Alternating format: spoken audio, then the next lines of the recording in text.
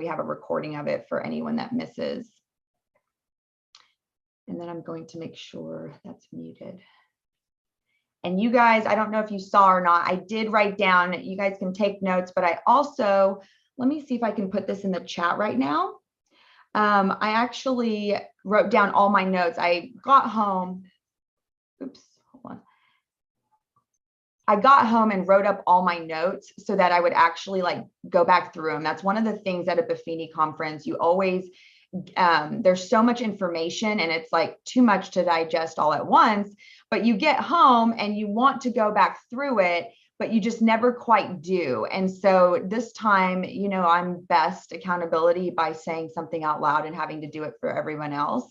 And so I told everyone I would do, you know, a live video, and I went over it and I also wrote up the notes. And so that's what I'm trying to find right now. New saves, goals. So I'm going to put it in the chat here for you guys if it'll let me attach it. And you can kind of follow along and I'll help us kind of guide us. Yep. So in the chat, these are my notes for Mastermind. And Debbie, please, like this will kind of give us a guide, but we can kind of go through it and you can add to it.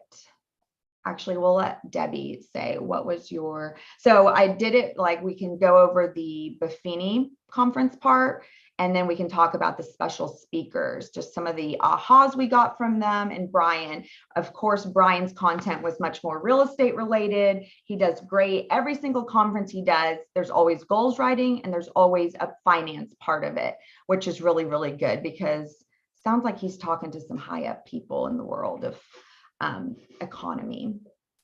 But the first part was how to bounce back, part 1 and 2.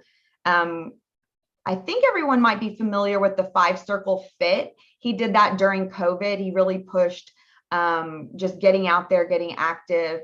And if you know Buffini and the logo, the 5 circles here are spiritual, personal, business, finance, and family. And so those are the 5-circle fit.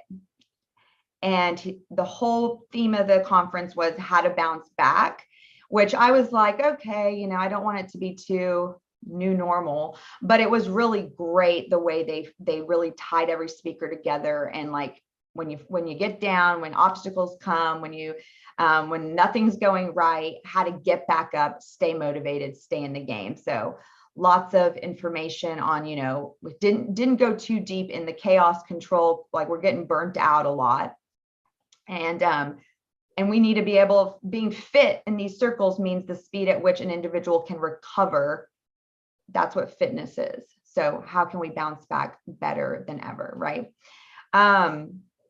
Debbie, any notes from this part, or Shanae? Let's see, on just the first part or 1 and 2? But I just did 1 and 2 together because they were both kind of together, right? And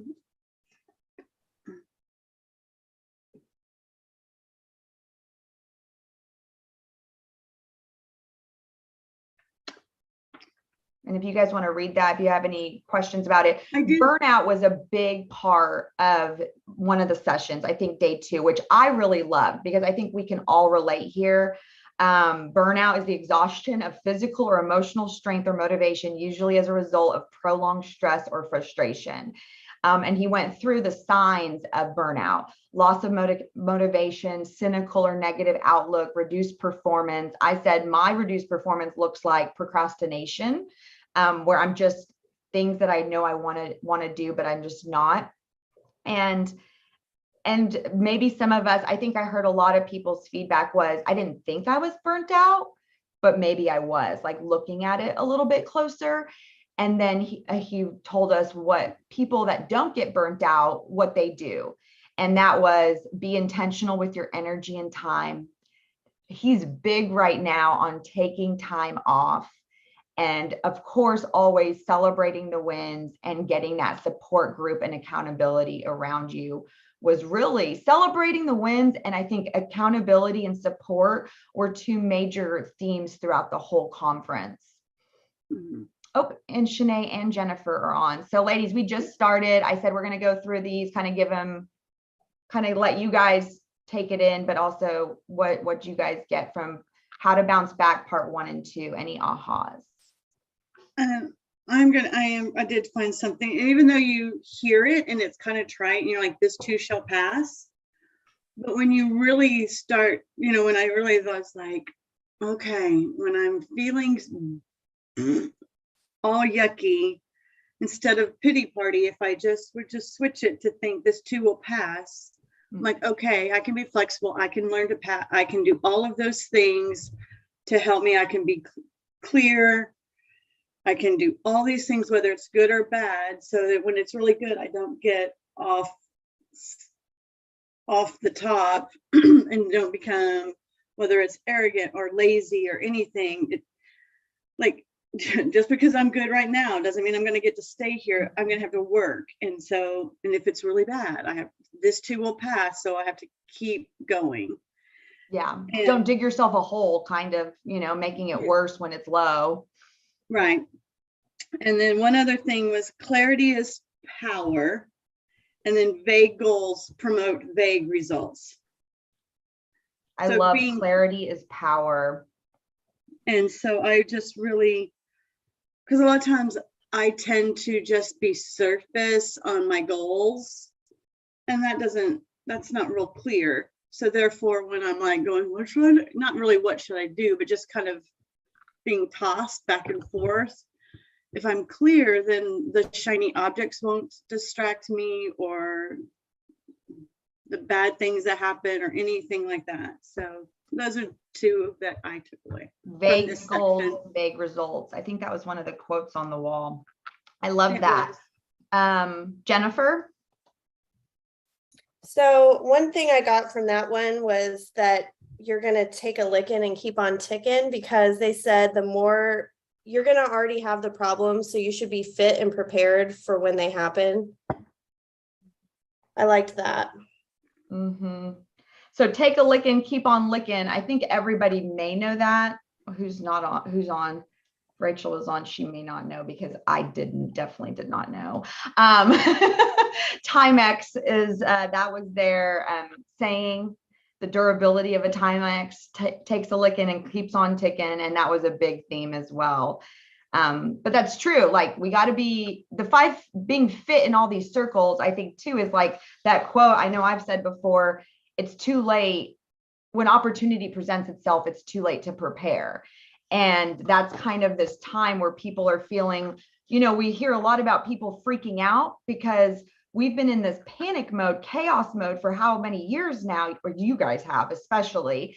And now that it's calmed down just a little bit, maybe, there's 10 offers instead of 35, everyone's panicking, right? And you're freaking out. But use this time where you can take a breather and fill your cup, take some time and get organized and get fit where maybe you're not that fit right now, right? In one of those circles.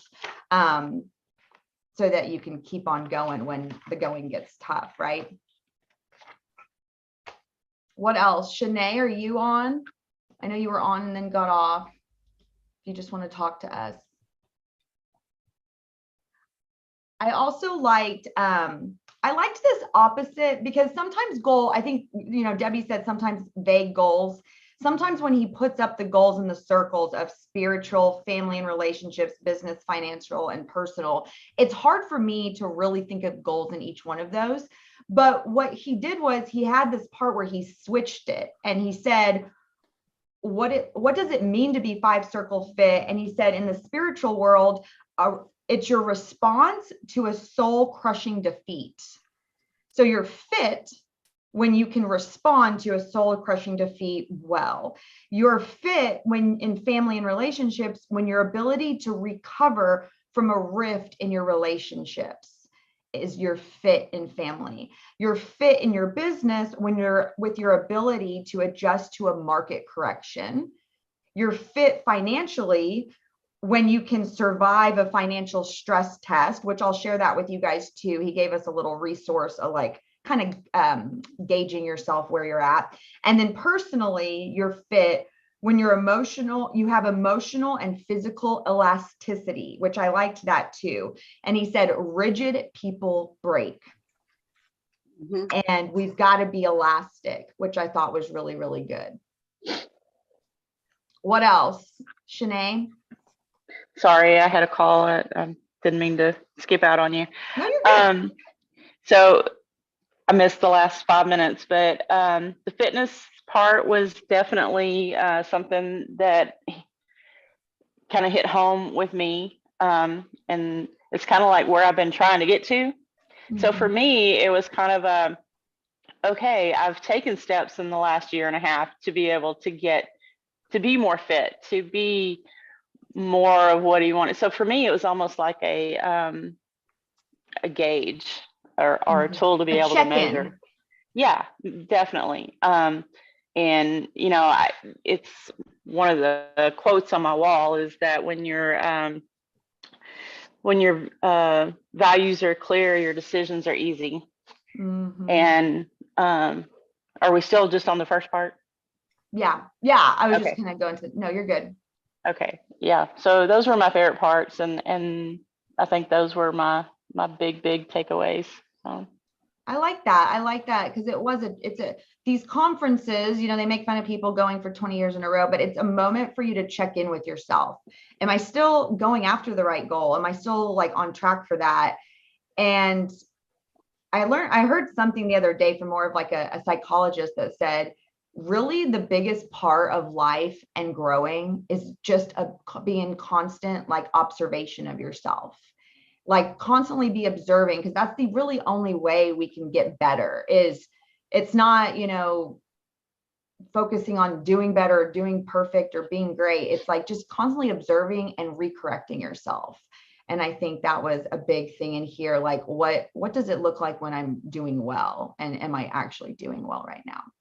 So I wanted, I'm going to move us along because I just don't want us to get too caught up in one spot, but recession proof your business and finances. So this was a great one.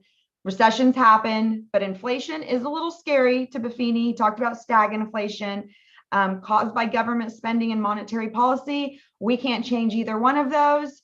Take it in, observe it, and adjust is basically the gist of it. Is you do have the power to make some changes so that you are in a better place. Have your house in order. The IRS is adding 87,000 more auditors to go after small businesses. So get your paperwork in order, get your finances in order, be on top of your game, make your business more efficient. I thought was really, really good. Debbie, what was your aha from that section?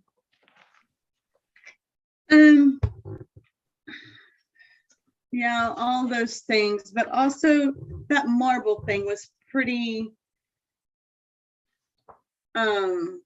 telling as far as like making plans or how do I spend my time to make sure my business is efficient. How much am I on social media?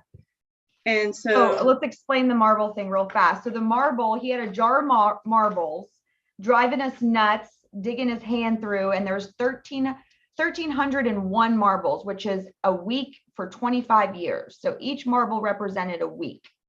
And he was throwing them around. We got to pick up a marble as a souvenir, a free souvenir.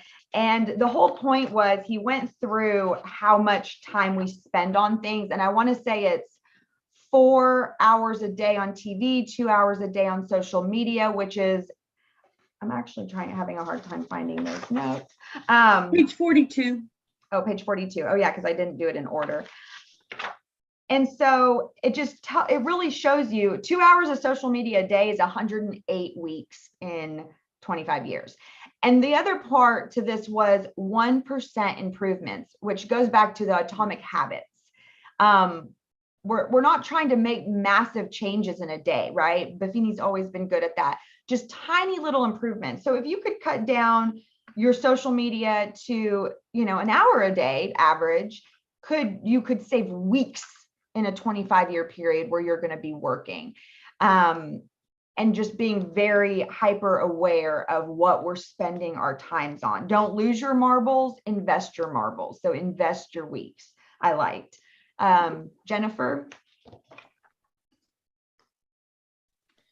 I liked where he said bad decisions die in recessions. Because some of the things that we're doing, we just have to make sure that they're going to last, and that a lot of realtors will either get out of the business or end up on a team. So I think that's good to know that that's where it's headed. Yeah, lots of keep up or you're going to be left behind. Lots of quotes on that. Like you've got to adjust. We've all got to adjust.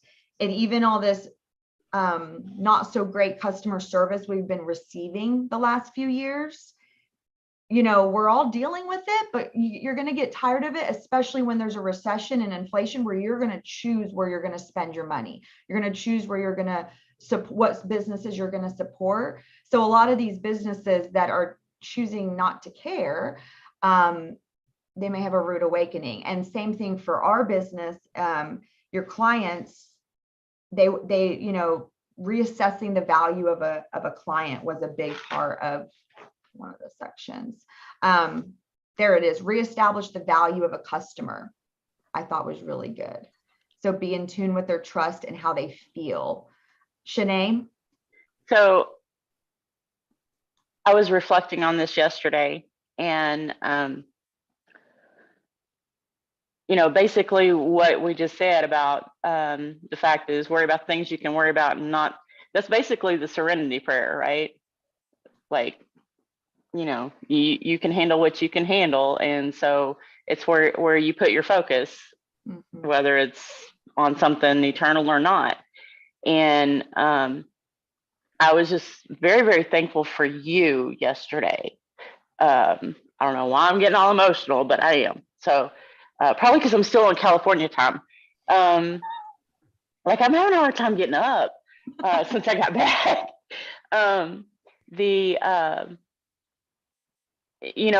I don't think that any of us in this group have strayed away from customer service. I don't think any of us are the ones that are throwing a sign in the yard and not caring if the client has a good experience or not. Like, I think that being a part of this group has always kept that front and center. And so we've not gotten away from the basics. Mm-hmm. And a guy I went to high school with, he just retired from teaching and coaching. And, the obvious next step was to become a realtor. And so, he's like, what is it about realtors that don't answer their phone? If you hit a realtor that doesn't answer the phone, I was like, dude, welcome to our world. But the market is shifting, and let the sifting begin. Mm-hmm. And I really do. I'm also thankful for this market shift, because it's going to separate the people that are doing a business and the people that are just trying to make a quick buck. Yeah. And we've got to be careful too, because we know that there's a lot of people that are leaving spots that they don't want to be in, and they're coming to real estate because they see the opportunity. And so we feel confident that it's hard, and they don't know it's hard, and we have to be gentle with that. I think now that I just kind of hearing that again it used to be sifting out people, but now it's like people made this decision to come into real estate for bigger reasons during COVID, and so maybe we be a little bit more gentle with that. But I agree, we're not going to see companies anymore. We're not going to see business, that like lots of things are going to change is kind of the message too. And that's where what can we control, right? Is let's get back to it. He always says, here's the doom and gloom. Here's what we can control. Back to the basics, because no one's doing them, right? You're standing out because you're doing the good stuff. Just because we've been treated this way doesn't mean we're okay with it. So really thinking about, which I am proud of this group too, because a big theme in our group over the years has been, what are those special added extras? How do we stand out? How do we make this experience better for your clients? What are your mints on the pillow, right? Imagine us taking out the words in our mouth, it's crazy, right? Oh, the market's crazy, the showings are crazy, and running around town. If we took out those thoughts and words and energy from our day, what could we do to make it more special for someone or make our business stronger? And those are maybe the little things that we do without thinking, that maybe we're cynical or negative, that is the burnout as well, just being exasperated. And Buffini mimicked that. He was like, oh my God, I got to go show all these houses and I've got 25 offers. And there are things that are good, right? You have clients that want to go look at houses, you know? And so really being conscious and observing what you're putting out there and what you could be using that energy for to create advocates.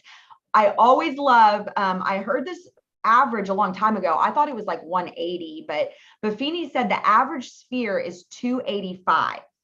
So you can only realistically maintain, he's saying, about 285 relationships, you know, somebody more than just an acquaintance maybe. So if you think about, take the number of clients you have, whether it's 60, 40, 80, 100, whatever it is, all the clients you've ever had, and or the people that you've served, maybe even include your, you know, the people that refer you multiple times, but they have 285 people in their sphere. So when you're thinking, where does this come from? It's pouring into those people, because if you take the number 100, that's 28,500 potential clients. That's where your people come from. And I like that because it's real and it's true. And it really makes you think, why am I going after these strangers? When let me go talk to strangers that are friends with my people, right? And so I think that's always a good reminder why we do this system, right? Anything else from this section? Questions about this section?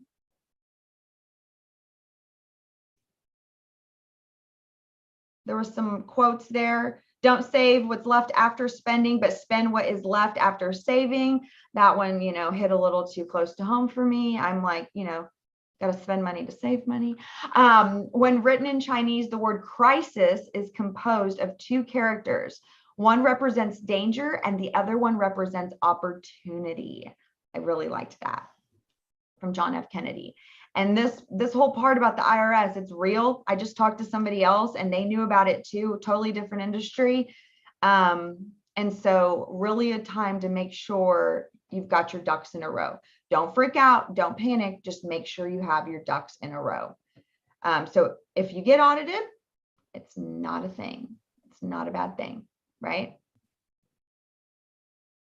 Bounce back, we'll go through this one pretty quickly so we can get to the good speakers.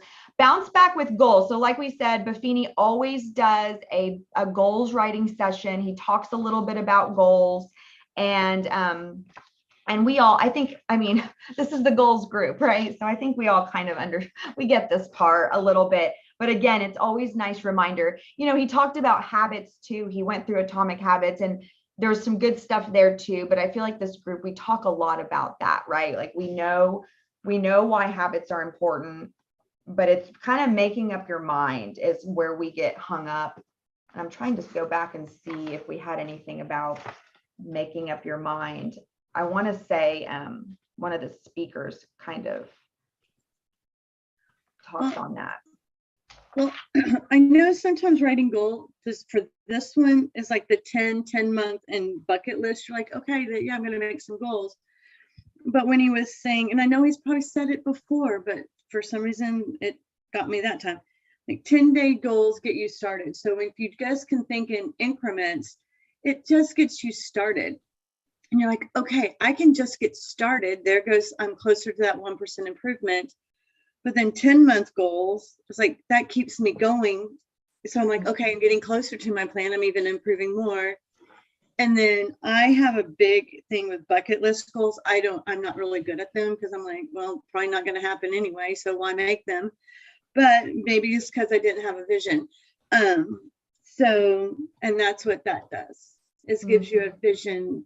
Then you can set those other goals too, to make sure that your vision does come to pass. That was a pretty good little reminder of why to write goals. Yes. 10-day goals get you started. And we all know we always say activity breeds activity. And the bucket list guy, and this we've seen this quote about working out. We're like, you don't work out because you're motivated every time. You just do it because you do it, and then you get that motivation. So find the inspiration through action, which I really liked that. Like, because sometimes we're not inspired to take action, right? But we know when you're out there doing the Popeyes or you're having those phone calls and those special conversations, that's where we get that motivation. But sometimes just starting is hard. And he said, do 10-day goals once a month. So I'm really going to try to implement that at the beginning of our weeks, the first week of the month, or maybe even the last week of the month, where we have our 10-day goals, like for the coming days. And just the goal is just to get those done really in a month, is what Buffini said. And but just always thinking that way. And it's kind of like evaluating your to-do list at the end of a week. But we all know that gets away from us. Let's just start with 10-day goals once a month. Jennifer, Shanae. Jennifer. Well, I like that because sometimes I have my 10-day goals and then it's like day 9 and I'm not even close. But I like that we have like a whole month. Makes it easier. Kind of like a grace period, like, you know, your bill is due that day, but you kind of know you have 2 more days. So Buffini just gave us all permission, like, hey, do your 10-day goals, but really they're for the month. Yeah, and then he also said that you should celebrate all your wins, even your little wins, because it helps you avoid burnout. And I don't do very good about that sometimes. So it was a good reminder. That is a good reminder. I like that too. So maybe when we share our wins at the beginning of the month, the real question should be, what did you do to celebrate that win? Right? Because sometimes we're just doing the wins and moving on to the next one. So let's remind each other, what did we do to celebrate that win? I like that. Shanae? I have to change my celebration from buying shoes because I don't have any more room. Yeah. And Buffini said small improvements to save money right now.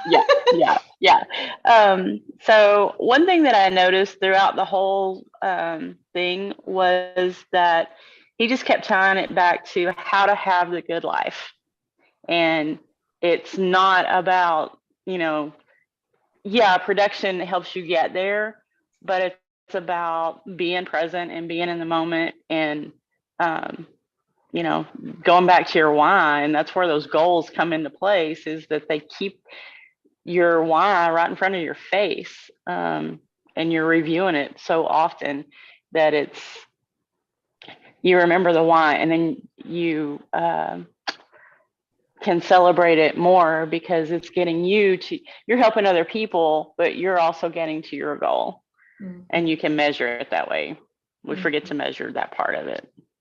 There's something about these conferences. It's like these things we've always heard, right? We've all heard the good life, but you go there and you hear it from Buffini and it's like, I get it now. Like, I really get it now, what he means when he says it's a good life. And he does explain every time it's a good life. It's not a great life. It's not a fabulous life. It's not a fantastic life. It's not everything is awesome. It's a good life. There's good days, there's bad days, but we have to remember, and we also have to really have in our mind, it's important for us. Another quote from the bucket list guy was, prioritize your personal passions. So when we have a clear vision of what our good life is, and we're good people, right? And so that's going to impact others. Just by us having that priority of what a good life is, helps others, which is kind of a confusing thing, right? Because it feels a little selfish. But we know the facts. By pouring into yourself, you are able to serve others more. Love that. Goals allow you to dream. They cause you to stretch. They bring focus to your day, week, month, and year, and they bring clarity to your decision making. And they foster a greater sense of life's purpose. And I never really thought about the word sense. It's kind of like feeling, right? But he said purpose is not a destination, it's a sense. And so when you're living your purpose, it's not just to get to that goal. My purpose is to do this, XYZ. My purpose is to continue to do the things that you enjoy and to have that feeling like this is what you're meant to do. And so when we get away from that, we got to get ourselves back to it. Right? Love that. And I also liked the vision of these circles. Any movement in one circle propels the whole wheel, which was big because you can, in one circle, you might not be doing that great. And that does impact all the other circles, right? And so if you get a little better in one circle, you're going to make all the other circles better too. That was good, right? Okay, what's the first speaker? Let's talk about, let's just go in order. So since I have this organized, how to bounce back. So Apollo Ono, Jennifer, do you want to kick us off since you became quite the fan? I was just telling Dana about that. Guys, Apollo Ono's photo on our book is what we all know him to look like, with that little patch of goatee. He's like really white. He had like a major glow up. And now he came out and we were like, whoa, hello, Apollo Ono. Yeah, where have you been all this time, and how did nobody know that you look like that? Oh, Look, she I got has a picture of him. She has pictures on her phone. Wait, you got to see the cheekbones. Oh, you got zoomed up. Oh my God. We can see him. Yeah. Even Buffini wanted to put his hand. Buffini had a whole second where Buffini asked to put his hands through Apollo Ono's hair backstage, apparently. So, but he had some great energy, fast energy, which actually taught me a lesson in the background of slowing down, because I know not everyone can keep up with that. But what are some things? Oh. So I saw, he was telling us that there was one world, one life, one chance, your choice. I like that quote. Yes. I had that down here at the bottom. Yes. Shanae. I have a lot of notes on this one. He was just his stuff was more perseverance and like to never give up on your dreams, and the fact that, you know, he fell and he learned more from that one race that he didn't get a gold medal in than he did with all of the 8 that he did. Mm-hmm. But he didn't give up. He didn't give up. That skate across the finish line. So here's the story real fast, cliff notes on this story, because I sure didn't follow ice skating or whatever that is, speed skating in the Olympics. Apollo Ono's story is he's won 8 Olympic medals, right? He's the most decorated US Winter Olympian in history. But I forgot what year it was. I don't know if you guys have that year. He's in this race and it's like him and this other guy, like they're a sure thing to win. And they're going around and one guy, it's kind of like NASCAR. One guy falls and there's 6 guys in the race, 5 of them fall on the ice. The last guy that was way behind, so he got to see the fall and like avoid it. And he's from Australia. He goes sliding past the finish line and he wins first. That was the first and I think one and only time an Australian Southern Hemisphere competitor won a Winter Olympic, won first place. And he retired the next day. He got out of it. He said, that's as good as it's going to get for our country. We're out of this. But Apollo was devastated. He's a perfectionist. His dad's a coach. He thought he failed and he got back up. There's a lot of images of him just getting back up and crossing the finish line. So he actually wins silver, which I think is second. And when he was being interviewed, they were like, it was so incredible. How did you do it? How did you just get up and finish? And he was like, whoa, wait, like he was thinking this is a failure, but they were so inspired and admired his ability to get back up and just finish. And I liked Derek Jones asked the question, what were you thinking in that moment? And I loved his answer. He said, it was just instinct. It was just a habit, right? I'm sure he's fallen before and he's practiced enough and does what he does well enough that his first instinct, without thinking, shit, my leg is bleeding, or this sucks and this blows and like whatever, he just got back up because that's what he knew to do. Like he couldn't even think about it, right? And I think that's a really good example of where we want to get with our habits, right? No matter how bad we feel, no matter how bad our day is, we're just going to do what we know. We're just going to write the note cards, right? Everything else is falling apart. We're just going to write those damn note cards. A lot easier than getting up after your skate stabbed you and finishing the finish line, you know, in front of millions. So I thought that was really, his story was great. And what's come out of it, he wrote a book called Hard Pivot. And a lot of his stories were very sports related, which I think does have some similarities to our mental and like an emotional recovery.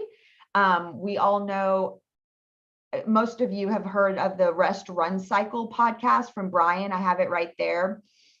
That's one of my favorite ones because you've got to rest to run, right? And I looked up, he said mesocycle. I didn't know what a mesocycle was, but it's that 4 to 6 week weeks. First 3 weeks, you're hustling, you're showing all the freaking houses, you're running around town, you're not getting a day off. And then there's a 4th week that focuses on recovery. And that's kind of the theme, right? Really trying to build in your recovery time. And he also said, one of the most important things in order to do that is to know what recovery looks like for you, because recovery for me is different than everybody else, right? Everyone's recovery looks different. And so you have to really know, what does recovery look like to me? It may not be lounging in bed in my pajamas for a full day, right? It may be being outside. It may be being with people, maybe quiet time. So I thought that was really good. Jennifer, Shanae, anything else?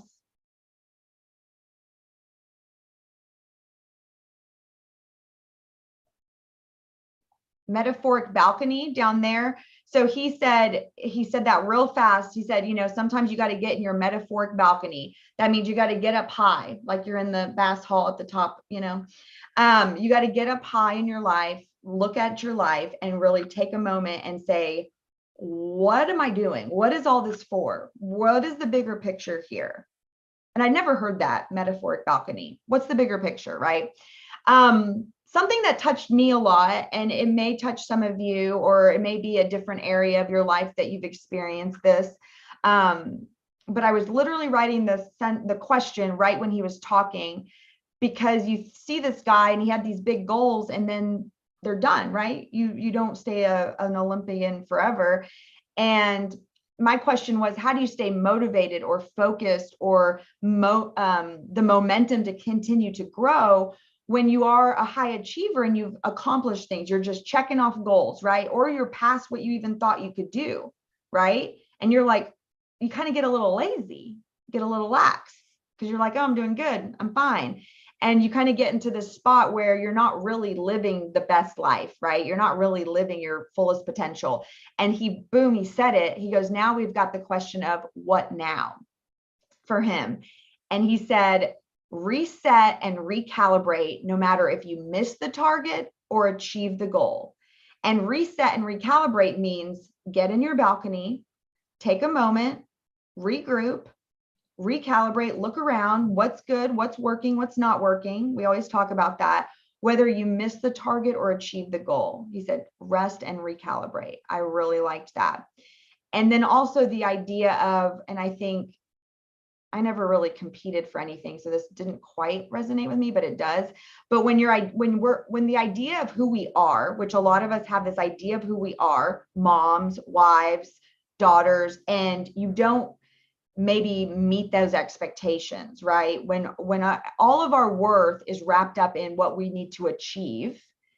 And maybe you achieved it, maybe you didn't achieve it, maybe you'll never achieve it. But when your identity changes, when you actually have to change, okay, I'm not an Olympic medalist anymore, like I'm not doing that anymore. He said, think about the attributes that got you there and then start building the other facets. And like a diamond, there are many facets of who you are that are not polished yet. I really loved that, right? So that was a good one. Anything else? No? Okay, so then we have, oh my goodness, Captain Charlie Plum. Anyone want to start? Should I give just a little quick who he was? Former fighter pilot. Okay, guys, here, let me set the scene. I would get up, but I'm in biker shorts right now, but maybe I'll turn off all the lights. So he had no lights on stage. The stage has been lit up the whole time. This old man comes out. We don't see him. It's pitch black and he's pacing 1, 2, 3. 1, 2, 3, back and forth. And you quickly realize, okay, prisoner of war, that's his prison cell. And he said it was an 8-foot cell. He could pace 3 steps back and forth. Prisoner of war for 6 years. I thought my mom was going to leave. She has a really hard time hearing about people being injured, hurt, tortured, beat. And I said, you're going to be fine. You're staying right here. But because it's hard to hear, it's almost, and I even said this in my little thing, it's like, we don't really want to understand what prisoners of war go through. Like we don't even let our brains go there, right? Because it's like too much.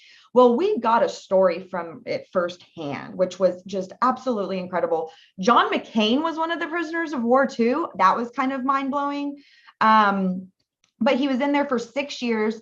There was about 250 other prisoners of wars in there with him. And they had to create a way of communicating and not having prisoner thinking, where if you think you're a prisoner, then you're a prisoner. Which is a very similar quote a coach told him when he was younger. If you think you're a winner or a loser, you're right. And the story that's been popular, because I was actually at another inspirational speaker guy that came to ORT, and he told this story, the packing the parachute story. And I was like, oh my gosh, now I get to hear it from the real guy. And the packing the parachute story is, okay, he was there for 6 years. He gets out years later, and he got shot down in Vietnam, parachuted down, got captured for 6 years. And years and years and years later, he's in a restaurant. Someone comes up to him and says, are you Captain Charlie Plum? And he's like, yes. He goes, were you on the blah, blah, blah, blah, blah plane? And he's like, well, yes. How do you know that? And he goes, well, I'm the one that packed your parachute. And that parachute saved his life, right? We don't know, did Charlie think about that guy? Maybe Charlie hated that guy. Maybe Charlie wanted to be dead, right? Like, damn, I wish my parachute didn't work. There was probably a thought in his head, like, I should have just died coming down. I'm sure that thought crossed his mind, but I'm sure he never thought he would meet that person that packed his parachute. And so very touching, very moving. And the metaphor is, we're constantly packing each other's parachutes, right? With our words of encouragement and being there and supporting people. We don't even know all the parachutes that we've packed, right? Because sometimes they're mustard seeds out there. We're just doing it. We're just doing good. And we don't know what it means to somebody. And so the question, how is your parachute packing coming along? About how you're caring for others, being there, showing up for others. And then how is your parachute packed? Do you have that support system? Do you have those people in your life that you can really lean on? So that was major. That was a major part of the story, but there was so much more where he really talks about being empowered to fail, which I thought was a really good message for kids today, right? Like you don't want your kids to fail. You don't want to fail, but you can only get so many no's before you get a yes, right? When you're asking for referrals, maybe you just see how many no's you can possibly get. Maybe we have a contest on that, but be empowered to fail. What are you worth? Your value shows up when things are tough. And he said, getting blown out of the sky can actually be good for you. There is value. And like, we're like, oh no, Charlie, like that's bad. That's the worst that could happen, right? And this man is telling us that it might have been good for him. There's value in pain, and adversity is a horrible thing to waste. What else, ladies? Well, that last thing was my takeaway. I wrote it down several times, that adversity is a terrible thing, ... to waste.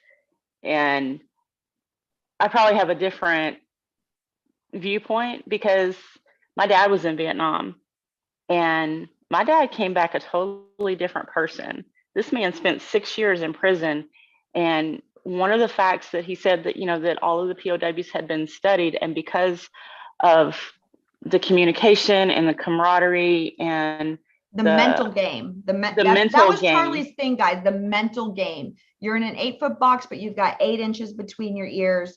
That's where it's all at. And the stat was out of all the people that come back from war, from that war, the prisoners of war, only 4% of them had PTSD. There was 30.6% of people had PTSD that just came back from fighting in the war, which was a very interesting stat. That Sinead, yeah. Yeah, all of that. And then just looking at where my dad is with his mental fitness and knowing that they're close to the same age.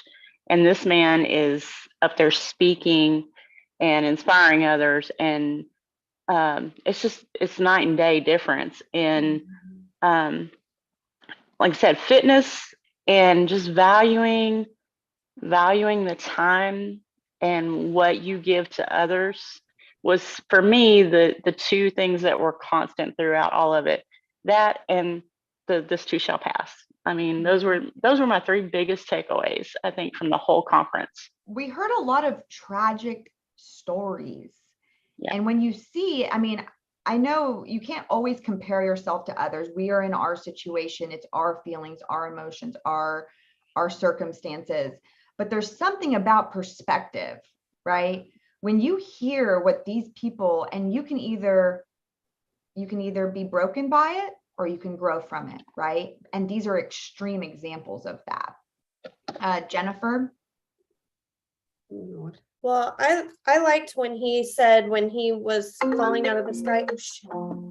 Sorry. You're good. When he was falling out of the sky and got shot down, he said, I probably could have prayed to die or not to, but he was praying for strength to get through the hard times coming up.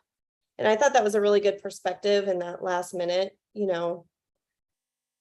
I don't know that I would be saying those things, but I liked he had such a good attitude and a good view on things. And it's just about how you think about it. And I think that's why people like that don't have PTSD, because he looked at it as a positive But thing. he said people packed his parachutes growing up.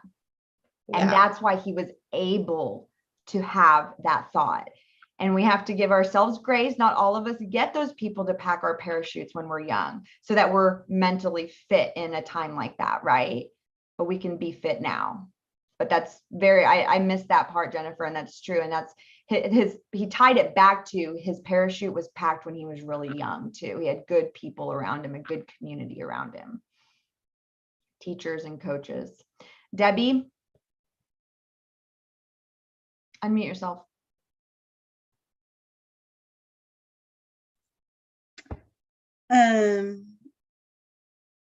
All those things that have been said, but he also said that just because since we were born in America, we had won the lottery. So it's more kind of another perspective thing, that when we think it's bad, it's so much better. And so just being born, I mean, we didn't get a choice to be born or where. And so now, now we can have some perspective. Yeah, Buffini talks a lot about that too. He makes fun of people for making fun of America. And Right. There's a lot of things to rag on America, right? But he said, obviously those people don't travel, because if you go to those other countries, you're like, wow, we have a lot here, right? Right.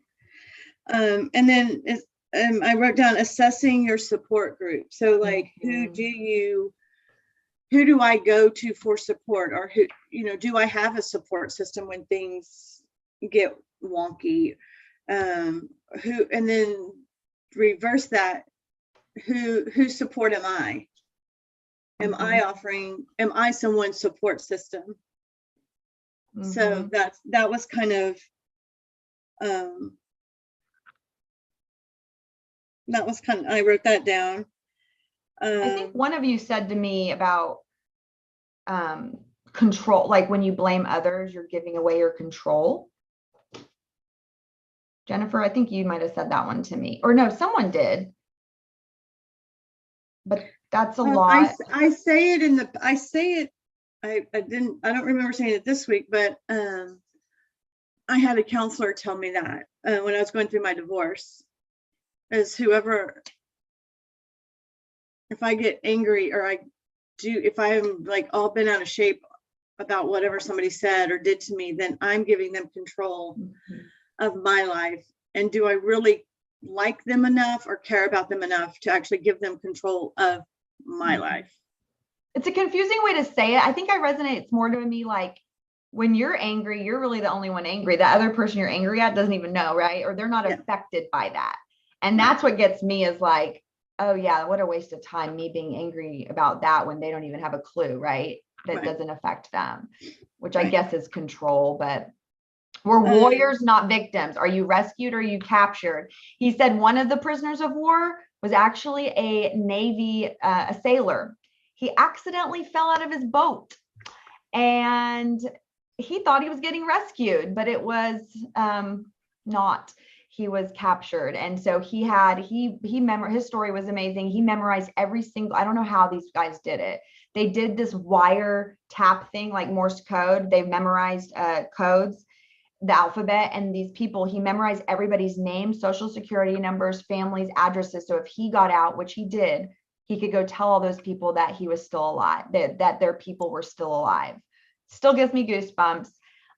One thing about Charlie too, he said he spent 1 hour every day imagining what the rest of his life was going to look like with his wife, which is part of meditation and visualizing, manifesting, visualizing what you want your day to look like, what you want your week to look like. So he spent 1 hour every day doing that. He gets off that damn plane and a psychologist comes up to him, therapist, there's probably a lot of them, and says, unfortunately, your wife divorced you a couple years ago and has fallen in love with someone else and has moved on. That part to me was also like a major blow, right? Like, did she not get the message I'm alive? Like, don't fall in love with anybody else, okay? And, but he moved on, and he did good. And that was an amazing, amazing story. Bob Bodine was a fast one. And then we're going to wrap up with the bucket list one, which is, kind of self-explanatory. This one was a really good story with Captain Plum and Ono. Bob Bodine, I'll just tell the story. I don't know how much more everyone got from this. We saw him in masterclass in Dallas in February. His message was the same. Love, love, love, love, love, love your people, love everyone. Make it not weird to say, I love you to people, right? Give your energy away. And you need to do that because it's our purpose to give it that all away, to be there for others.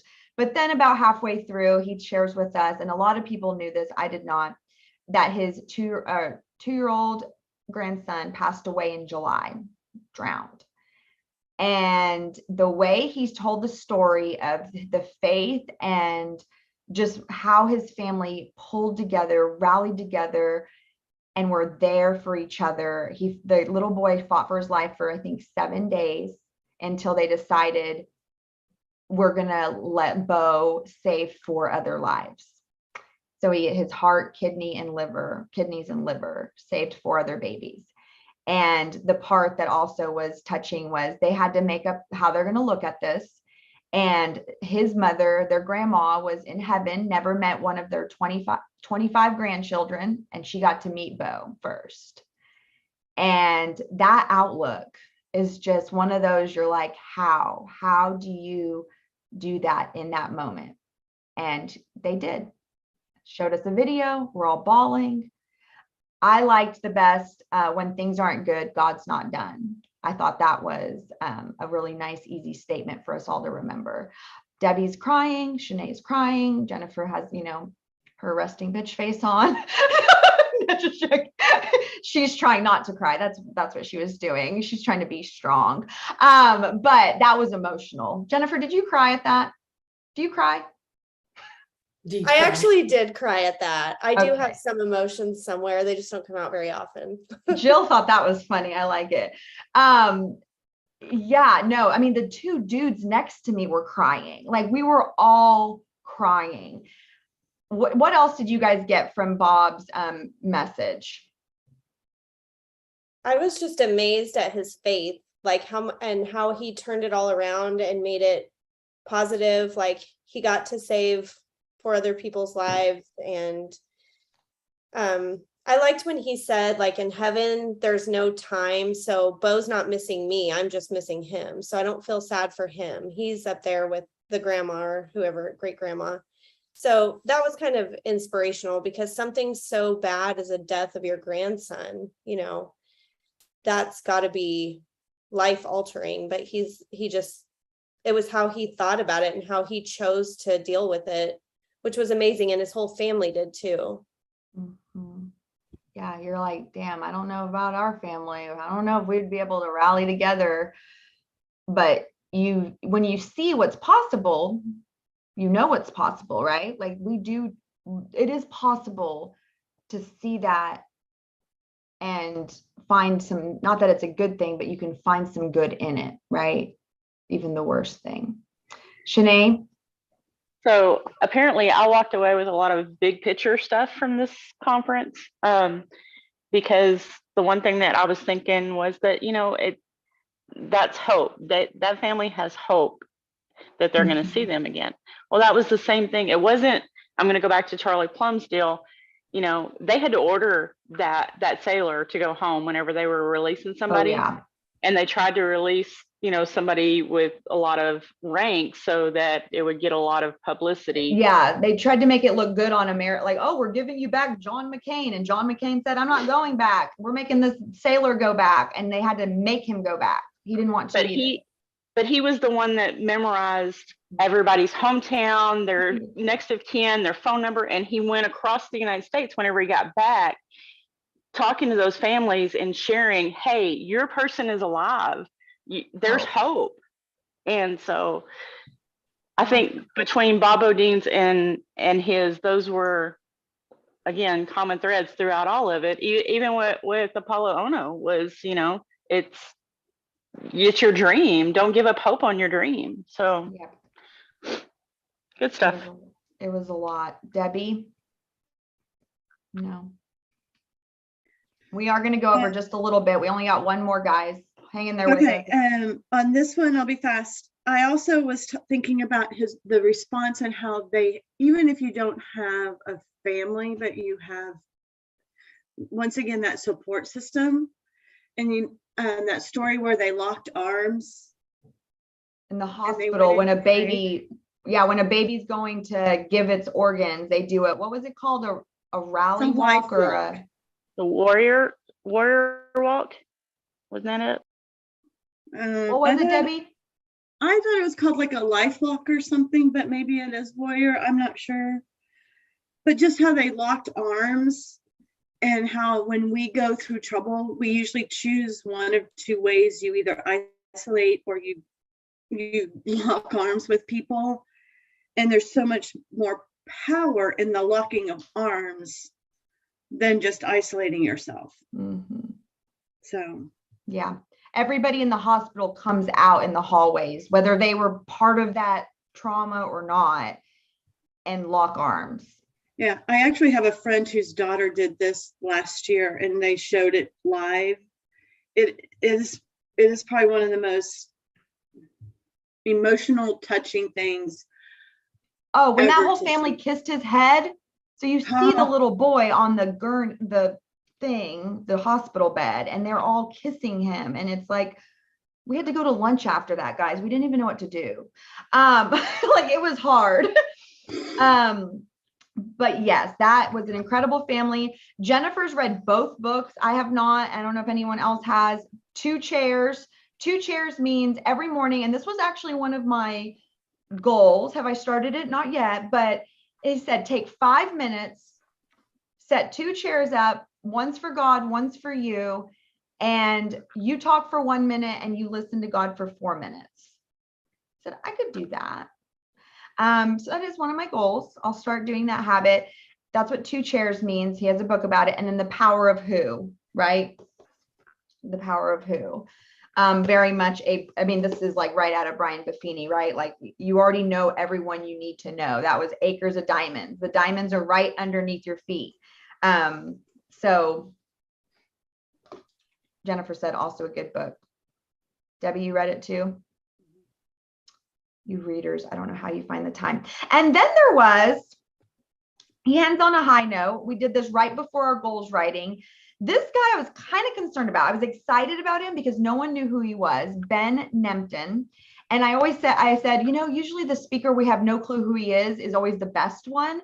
And then he comes out and he's very more monotoned, very well spoken and articulate, which sometimes I'm not a fan of on it. I mean, it was very poised, right? He's a very good speaker. His story is he's a #1 New York best-selling author, co-founder of The Buried Life.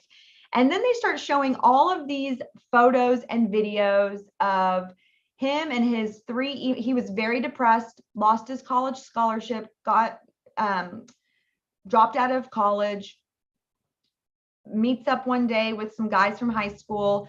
And they said, you make movies. I want to make a movie. And so these 4 emo guys, right? This was 2006. These guys looked like they were in, you know, a punk band, nerdy little, you know, emo boys.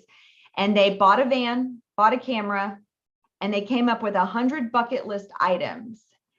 And they drove around one summer. They didn't finish the list, but they just drove around. And what they quickly realized, even with the first one they did, was people, #1, want to support you more than we expect. People rallied together, started calling them saying, hey, you want to ride a bull? We have a bull ranch, come. So they started fulfilling these bucket list items because people cared. And they had all this influx of people emailing about their bucket list items. And one of them was a girl that was born with her whole arm, and she wanted a bionic hand. And her friends wanted to get her a bionic hand. So they called, this was their bucket list. Well, these guys, you know, they took that story and they made it happen. They got the company, they gave it to her for free. They got to see her get fitted. They got to see her tie her own shoe, put her own makeup on, curl her own hair. Very also emotional, you know, I was crying then too. But the moral of it, #1, they proved anyone can do anything. They taught a kindergarten class. I don't know how they did that. They got to play basketball with Barack Obama because they were persistent. They didn't give up. They didn't care about no's. Took some time, but it happened. And I do think, I don't know, someone might look this up. I do think this is on Netflix, The Buried Life. It's on Netflix or Hulu, because I feel like I've seen it before. So I definitely want to watch it. But the question was, what do you want to do before you die? And if you had all the, you know, money didn't matter and you could do anything, and really focusing in on that, right? The why, the goal. And these are those things, these are those big dream things that we kind of just say, and it's called the buried life because we all have these big dream things. And what happens? They get pushed down and they get pushed down, and the other priorities happen. And this goal just to make money, you know, trumps that goal of wanting to do whatever. So we bury these bucket list items with goals and, you know, milestones that we need to get to. And so really focusing on that fuels you to do all these other goals. And my favorite quote was, by doing what you love, you inspire others to do what they love. And it's a ripple effect that continues to impact others. Loved that. Jennifer, what do you like about this guy? He was cute too. Yeah, he wasn't as cute as Apollo though. Mhm. But I think when he said, you know, like, ask your 90-year-old self if you'll be happy with how you lived for yourself. Mhm. Like, and you should really prioritize the things that you want to do in life instead of the things you have to do. And then he also said, today's the youngest you'll ever be. So no point in waiting. Eleanor Roosevelt, I took a picture of that quote, said that. I love that too, because there was, some of you may have heard this study they did. Some guy did it in nursing home, like where people on people's deathbed, they interviewed a bunch of people, and I want to say it's 70% of people, obviously you regret the things you didn't do, not the things you did. You're not thinking about who you offended, what you did wrong, the mistakes you made. You're thinking about what you didn't do on your deathbed. And they also said 76% of them, when they do ask, what was your biggest regret? It was 76% of people on their deathbed said, not living life for myself, living it on someone else's terms, living it for my children, my work, my career, my what you think you're supposed to do in life. So I thought that was that stat makes you think a little bit. Debbie?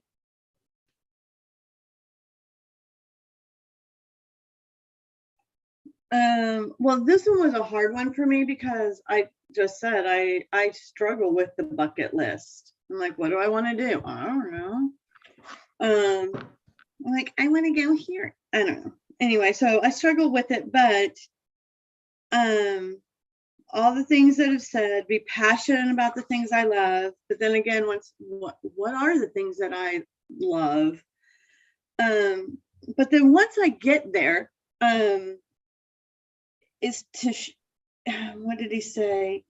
Like sharing what your bucket list is, because if you don't share what my dreams are, then no one can help me get there. Right. No one can say, oh, I know somebody with a night suit that you can borrow for 2 hours if you return it for free. You know, if I don't share it, then nobody can help me. And that's again, the whole theme, like they really tied all the speakers' talks together. It was like, that was the theme. Have a support system, have people around you rallying with you, celebrating the wins. But yeah, we've got to vocalize these. And again, we do probably, guys, this group does better than most people, right? Because we're sharing what we want to accomplish. We're sharing what we want to do, but it's the more deeper stuff. I love that. Shanae? So Debbie took mine, and I'm also like, we write down our bucket list, places we want to go and what have you, but then we put it in this little jar, so we never see it. And so it's like, oh, there's time away. Well, we don't have time for any of that. So I actually made copies of that. So I'm going to give one to my admin because, you know, we're all the same age. And I feel like for me, because I'm probably 20 years your senior, there's a different perspective. But not everybody in the group. Right. But I'm just saying for you. So you have a different perspective because you're at a different, you're looking at it that you've got all this. And when Brian was talking about those marbles, I'm like, I don't know that I have 1,301 left. So it really caused. Right. But I mean, 25 years, I'm going to be ancient. Okay. So I'm looking at, you know, what are those marbles consisting of? What am I, am I being intentional with that time and, you know, and my daily steps so that I can have more time to spend with my husband, which is the whole reason why I got into real estate in the first place, was to fund our retirement. So we're not eating Alpo and we can, you know, actually go and enjoy stuff. And I get to help people along the way. Fantastic. So as far as him and the bucket list for me, it also allowed me to look back and go, you know what? I've done this, I've done this, I've done this, I've done this. And then Brian, well, if I've done it before, I can do it again. You gotta see how far we've come to. I think that's the point of making a list. Debbie, I also thought it was cool because that's kind of what we think about is always like spending money on our bucket list. But a lot of their list had nothing to do with money. It was maybe making somebody's day or does somebody have the bucket list journal in front of them? Dana, did you maybe bring yours? Okay, you have the little one. So I wanted the big one, which is also in my living room right now, he mentioned different categories of bucket list. Do you have that, Debbie? I do. It wasn't just because most of us think of travel or retirement or, being financially secure, going to see the Grand Canyon, but there was 10 categories. It was in his toolkit. I didn't take a picture of it. Or maybe I did. I might, hold on. I know But I took. Maybe I did. Here we go. Oh, wait, I did. Gratitude, exercise, mindfulness, a digital detox, connect, purpose. That's not it? Nope, that's not it. So the 10 categories of life to make a bucket list are travel and adventure, giving, intellectual, material, financial, creative, professional, relationships, physical health, and mental health. And financial. Did you say that? Yeah, it should have been in there. Here, I'm going to text this. I'm going to send this to myself and I'll send it to everybody. But I really loved the bucket list journal. I bought it when we were sitting there. It's on Amazon. You'll get it tomorrow, most likely. But it really maps out. It's not just a goals journal, like write down your 10-day goals, write down your 5-year goals. It's actually first he makes you go through each one of those categories, gives you examples, and then think about each one of those categories. Then you're putting your list together, this 100 items, and then you also assign a bucket list item to an accountability buddy so that you verbalize that goal. And there's a page where you write down the accountability buddy and what that goal was. And then going forward, it was just like, there was like templates. Most of the book was just templates for each one of those goals of how you're going to get there. So I really liked the way it was laid out. It was very fun. So I highly recommend it. It's like $35 on Amazon. And I think what we've learned even with our Growing with Goals planner, or, doing our vision boards every single year, it's like, you need that spot. You need to have that one spot. And I've never had that one spot to keep my bucket list. And so it's always kind of been vague in my brain because I'm like, I don't really have a good spot and I don't want to do another journal. And so this book is nice enough that it's like, that's the spot and it's going to live for a long time. Right. What else? 5 steps to make the impossible possible. Write it down. You're 40% more likely to get it done. Share it. People are more supportive than you thought. Be unstoppable. I liked this one. You don't know what's possible until you do it, right? And then moonshots. Those are the reach for the moonshots. And then give. And give, he said, giving is not just, someone else said this too. Apollo Ono said this too. They said give, and we think give to others, right? But they're saying give to yourself, because the more authentic you are, the more your true north, giving ourselves the best possible chance of opportunity for success allows us to give to others, right? And just us knowing what each other's big dreams are or what makes each other happy, it fuels all of us to go do the thing that makes us happy, right? And the quote from Into the Wild, happiness is only real when it's shared. And you kind of want to like argue that point, like, is happiness really only real if it's shared? But when you really think about it, it really kind of is, because there's a limit to how happy you can be when you're just satisfied in your own personal bubble, right? But when you share it with others, it multiplies. So I thought that was special. That was it, guys. I hope you guys, thanks for staying on the whole time. I recorded it. I know some people had to jump off. I actually have a meeting at 10:30 I have to be on. But Shanae, Debbie, and Jennifer, thank you so much for sharing with me. That was awesome. Did everybody enjoy that? Tell me in the chat, what was the biggest thing you're going to take away right now? Burnout, habits, goals.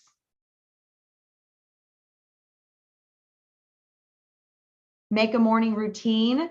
Mega, that was actually one of the things. Buffini shared his morning routine. Oh, this was good because we all struggle with this. Karen, I know we talked about this last week too.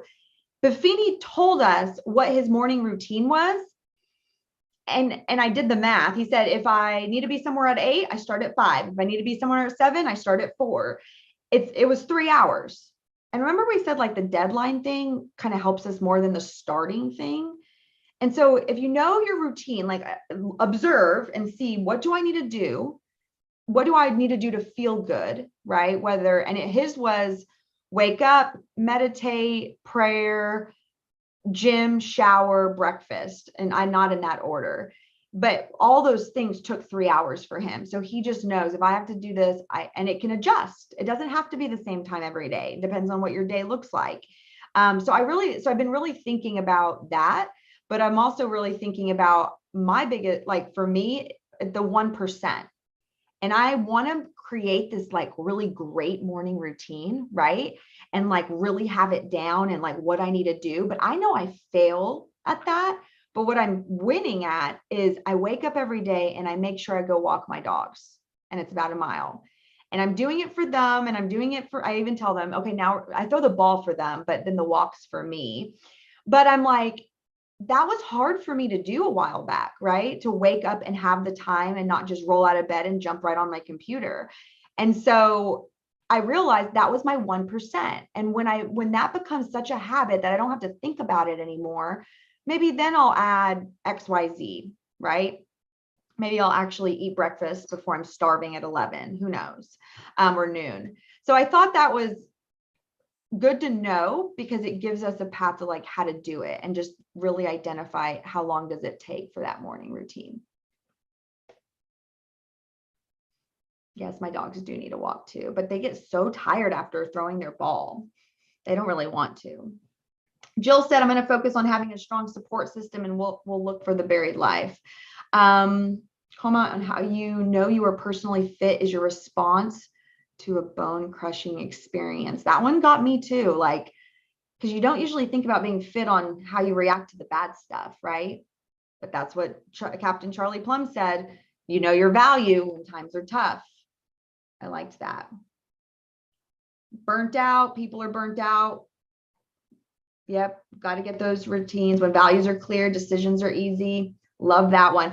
All right, guys, that was awesome. I recorded it.